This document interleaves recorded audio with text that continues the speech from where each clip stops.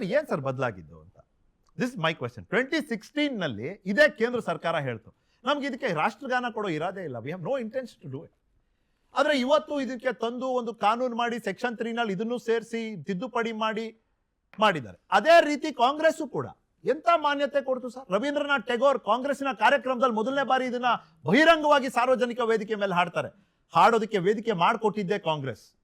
ಅವತ್ತು ಇಲ್ಲದೆ ಇದ್ದಂತ ಆತಂಕ ಅಪಾಯ ಇವತ್ತು ಯಾಕೆ ಬಂತು ಕಾಂಗ್ರೆಸ್ಗೆ?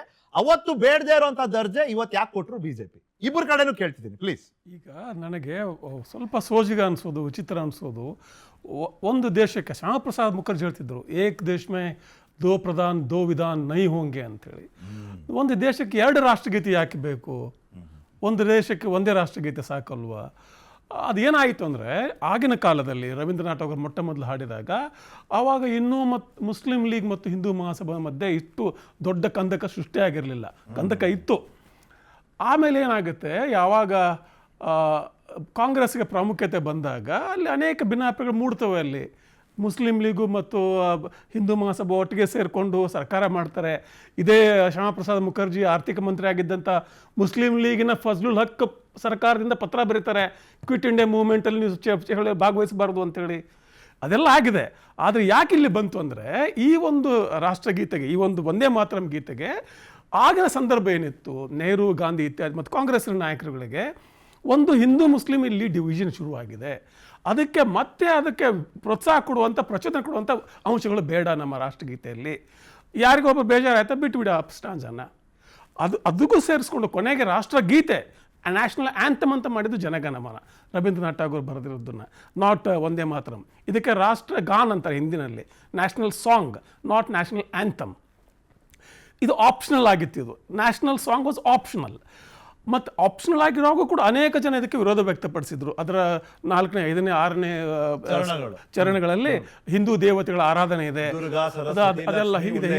ಹೀಗಾಗಿ ನಮ್ಮ ಧರ್ಮಕ್ಕೆ ಅದು ಸರಿ ಹೋಗೋದಿಲ್ಲ. ಸರಿ, ಅವರ ಧರ್ಮಕ್ಕೆ ಅದು ಧಕ್ಕೆ ತರವಾಗಿದ್ರೆ, ಅವ್ರ ನಂಬಿಕೆಗೆ ಧಕ್ಕೆ ತರ ಯಾಕೆ ನಾವು ಹೇರ್ಬೇಕು ಅದನ್ನು? ಯಾಕಂದರೆ ದೇಶಭಕ್ತಿಯನ್ನು ಈ ಸಿಂಬಾಲಿಕ್ ಆಗಿ ನಾವು ಮೇಜರ್ ಯಾಕೆ ಮಾಡಬೇಕು ಅಂತ ಒಂದು ನಿರ್ಧಾರ ತಗೊಂಡಿದ್ರು. ಆಮೇಲೆ 1915 ಇದೇ ನೆಹರು ಸರ್ಕಾರದ ನ್ಯಾಷನಲ್ ಸಾಂಗ್ ಅಂತ ಹೇಳ್ತು. ಹೌದು, ಹಂಗೆ ಮುಗೀತು. ಕಾನ್ಸ್ಟಿಟ್ಯೂಂಟ್ ಅಸೆಂಬ್ಲಿನಲ್ಲಿ ಆಗಿತ್ತು national song, but not anthem, but honoured equally ಅಂತ ಹೇಳ್ತು. ಕಾನ್ಸ್ಟಿಟ್ಯೂನ್ಸಿ ದರ್ಜೆಯಲ್ಲಿ ಎರಡು ಒಂದೇ ಅಂತ ಹೇಳ್ತು. ಅಂದ್ರೆ ಅವತ್ತು ನೆಹರು ಮಾಡಿದ್ದೆ ಇವತ್ತು ಮೋದಿ ಮಾಡ್ತಿರೋದು. ಹೌದು, ಅಲ್ಲ, ವ್ಯತ್ಯಾಸ ಇಲ್ಲ ಅಂತ ಹೇಳ್ತಾರೆ. ಅಲ್ಲಿ ಒಂದೆರಡು ಎಡವಟ್ಟುಗಳು ಏನಾಯ್ತು. ಒಂದು ಈ ವಿಚಾರದಲ್ಲಿ, ಇನ್ನೊಂದು ಇಂಗ್ಲಿಷ್ ಮತ್ತು ಹಿಂದಿ ವಿಚಾರದಲ್ಲಿ. ಒಂದು ಲಿಂಕ್ ಲ್ಯಾಂಗ್ವೇಜ್ ಅಂತೆ, ಒಂದು ಇಂಟರ್ನ್ಯಾಷನಲ್ ಲ್ಯಾಂಗ್ವೇಜ್ ಅಂತೆ. That was again very Ghani decision. But anyway the situation was such. ಹಾಗೆ ಸಂದರ್ಭಗಳು ಆಗಿದ್ದು. ನಂತರ ದಿನಗಳಲ್ಲಿ ಏನಾಗ್ತದೆ, ಈ ಯಾವ RSS, ಯಾವ ಸಂಘ ಪರಿವಾರದ RSS ತನ್ನ ಕಚೇರಿ ಮೇಲೆ ಧ್ವಜ ಹಾರಿಸೋದಿಲ್ವೋ ಅವ್ರಿಗೆ ರಾಷ್ಟ್ರಧ್ವಜದ ಪ್ರೀತಿ ಹೋಗುತ್ತೆ. ಅವರೇ ಬರ್ಕೊಂಡಿದ್ರು organiser ಎಡಿಟೋರಿಯಲಲ್ಲಿ, 3 is not a lucky number. ಈ ತ್ರಿವರ್ಣ ಧ್ವಜವನ್ನು ಹೇಗೆ ಒಪ್ಕೊಳ್ತಾರೆ ಭಾರತೀಯ ಹಿಂದೂ ಧರ್ಮ ಜನ ಅಂತೇಳಿ ಅದನ್ನು ಹೇಳ್ತಾರೆ. ಬಟ್ ಇವೆಂಚುಲಿ ಏನಾಗುತ್ತೆ, there is an attempt to put Congress on the mat.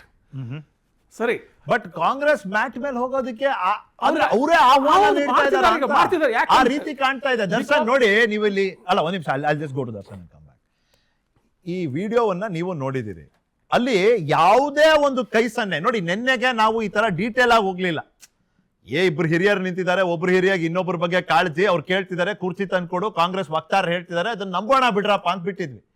ಆದ್ರೆ ಇವತ್ತು BK ಹರಿಪ್ರಸಾದ್ ಅವ್ರು ಕೊಟ್ಟಂತ ಹೇಳಿಕೆ ಏನಾಯ್ತು ಅಂದ್ರೆ, ಅವರೇ ಹೇಳ್ತಾರೆ ನಾನು ಪ್ರದೇಶ್ ಕಾಂಗ್ರೆಸ್ ಅಧ್ಯಕ್ಷನಾಗಿ ಇದನ್ನ ಹೇಳ್ತಿದ್ದೀನಿ ಅಂತ. ಅಲ್ಲಿಗೆ ಪಾರ್ಟಿ ನಿಲುವು ಅಂತಾನು ಆಯ್ತದು. ನಾವು ಅದನ್ನ ಅನ್ಕೊಳ್ದೇ ಇರೋದಕ್ಕೆ ಆಸ್ಪದ ಇಲ್ಲ. ಇಲ್ಲಿ ನಾವು ಅದನ್ನ ಒಪ್ಬೇಕಾಗ್ತದೆ. ಇಲ್ಲಿ ಹೀಗಂದ್ರೆ ಕುರ್ಚಿ ತಗೊಂಬ ಅಂತ ಹೆಂಗಾಯ್ತು? ಹೀಗಂದ್ರೆ ಕುರ್ಚಿ ಎಲ್ಲಿದೆ ಅಂತ ಕೇಳ್ತಾ ಇದ್ದಾರ? ನಮಗ್ ಗೊತ್ತಿಲ್ಲ. ಇದನ್ನ ನಾವು ಅಲ್ಲಿ ವಿಡಿಯೋನಲ್ಲಿ ನೋಡಿದಾಗ ನಮಗೆ ಅನ್ಸ್ತಾ ಇರೋದೇನು ಅಂದ್ರೆ, ನಿಲ್ಸು ಅಂತ ಹೇಳ್ತಿದ್ದಾರೆ.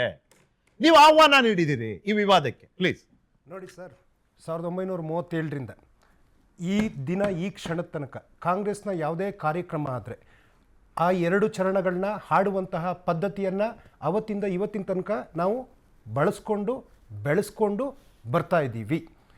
ಇವತ್ತು ಹರಿಪ್ರಸಾದ್ ಅವರು ಹೇಳಿದ್ದು 100ಕ್ಕೆ 100 ಸತ್ಯ. ನಮ್ಮ ಯಾವುದೇ ಕಾರ್ಯಕ್ರಮಗಳಿದ್ದಾಗ ನಾವು 2 ಚರಣಗಳನ್ನ ಹಾಡುವಂಥದ್ದು.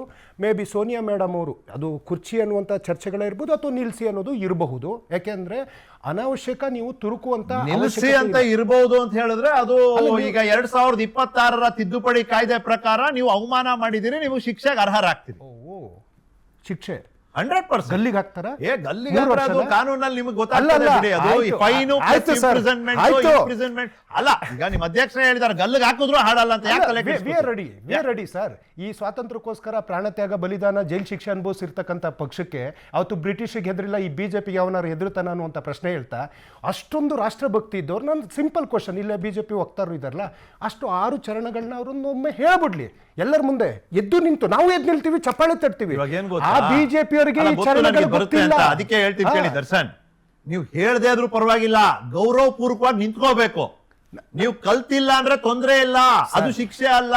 ಅಲ್ಲ ಸ್ವಾಮಿ, ಅಲ್ಲ, ಅಲ್ಲ, ನಾನೇನಂದೆ ಈಗ? ಶಿಕ್ಷೆ ಅವ್ರು ಅಲ್ಲ. ಹೇಳ್ತಾರೆ ಅಂದ್ರೆ ನಾನು ಎದ್ದು ನಿಂತು ಅಲ್ಲ, ಚಪ್ಪಾಳೆ ಒಂದ್ ಹೊಡಿತೀನಿ ನಿಮಿಷ. ಅಂತಂದ್ರೆ. ಅವ್ರು ಹೇಳ್ತಾರೋ ಬಿಡ್ತಾರೋ, ಯಾರೋ ಒಬ್ರು ಹೇಳ್ಬೇಕಾದ್ರೆ ನಿಂತ್ಕೋಬೇಕು. ಇದು ಪ್ರಕ್ರಿಯೆ, ಇದು ಕಾನೂನು. ಹೇಳಿ, ಅದನ್ನ ಪಾರಾಗ್ಬೇಕು. ನಿಮಗೆ ಅದ್ರ ದುಷ್ಪರಿಣಾಮ ಬೇಡ ಅಂದ್ರೆ ನೀವು ನಿಂತ್ಕೋಬೇಕು. ಹಾಡು ಅಂತ ಯಾರು ಹೇಳ್ತಿದ್ದಾರೆ? ಸರ್ ಒಂದ್ ನಿಮಿಷ ಸರ್, ಕೋರ್ಟ್ಗೆ ಒಂದು ದೇಶ, ಹೋದ್ರು.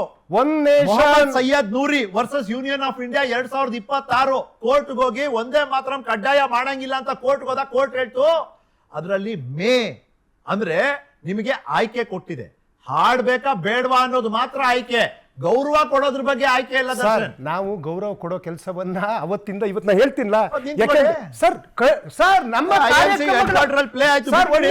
ಒಂದ್ ನಿಮಿಷ ಆಚರಣೆ play ಆಗಿ ಸರ್, ಬಿಡಿ. ನೋಡಿ, ಅದಕ್ಕೆ ವಿವಾದ ಇವತ್ತಿಂದಲ್ಲ, ಸ್ವಾತಂತ್ರ್ಯ ಪೂರ್ವದಿಂದ ವಿವಾದ ಹುಟ್ಟಿರೋದು ಸತ್ಯ. ಕಾಂಗ್ರೆಸ್ನವರು 2 ಚರಣಗಳನ್ನ ಎಂತದೇ ಕಾರ್ಯಕ್ರಮಗಳು, ಮೊನ್ನೆ ಗಾಂಧಿ ಭಾರತ್ ಅಂತ ಬೆಳಗಾವಿಲಿ ಅಧಿವೇಶನ ಆಯ್ತಲ್ಲ, ಅದು ಶುರು ಆಗ್ಬೇಕಾದ್ರು ನಾವು ಒಂದೇ ಮಾತ್ರ, ಮೊನ್ನೆ ಸ್ವಾತಂತ್ರ್ಯ ದಿನಾಚರಣೆ ಆಯ್ತಲ್ಲ ಕೆಪಿಸಿಸಿ ಕಚೇರಿಲಿ, ನಮ್ಮ ಒಂದೇ ಮಾತ್ರ ಇಂದನೇ ಕಾರ್ಯಕ್ರಮ ಶುರು ಆಗೋದು.